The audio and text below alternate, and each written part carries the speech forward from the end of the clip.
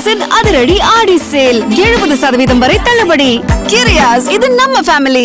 நீலாங்கரையில் உள்ள எதிர்க்கட்சித் தலைவர் உதயநிதி ஸ்டாலின் இல்லத்தில் தற்போது போலீசார் குவிந்திருக்கிறார்கள்.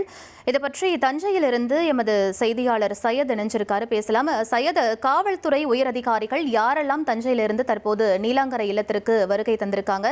தற்போது 6 பிரிவுகளில் வழக்கு பதிவு செய்யப்பட்டிருக்கிறதா சொல்லப்படுது. எந்தெந்த பிரிவுகள் சையத்? மேகதாது அணை கட்டுவதை தடுக்க வேண்டும், விவசாய கடன்களை தள்ளுபடி செய்ய வேண்டும் உள்ளிட்ட பல்வேறு கோரிக்கைகளை வலியுறுத்தி நேற்றைய தினம் திமுக சார்பில் தஞ்சையில் ஆர்ப்பாட்டம் நடைபெற்றது. இந்த ஆர்ப்பாட்டத்தில் சர்ச்சைக்குரிய அவர்கள் பேசினார். இதனால் அந்த வீடியோ சமூக வலைதளங்கள் பரவி மிகப்பெரிய ஒரு சர்ச்சையை ஏற்படுத்தியது. இந்த நிலையில் இந்த ஆர்ப்பாட்டத்தில் திமுக இளைஞரணி செயலாளரும் சட்டமன்ற எதிர்க்கட்சி தலைவரும் உதயநிதி ஸ்டாலின் தலைமையில்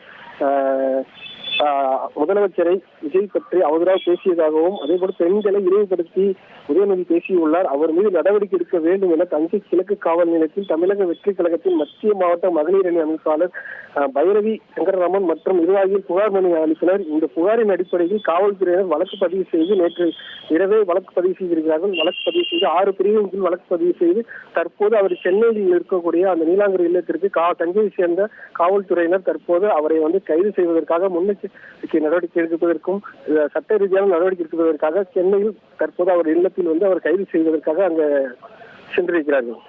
கிரியாஸின் அதிரடி ஆடி சேல் 70% வரை தள்ளுபடி. கிரியாஸ், இது நம்ம ஃபேமிலி.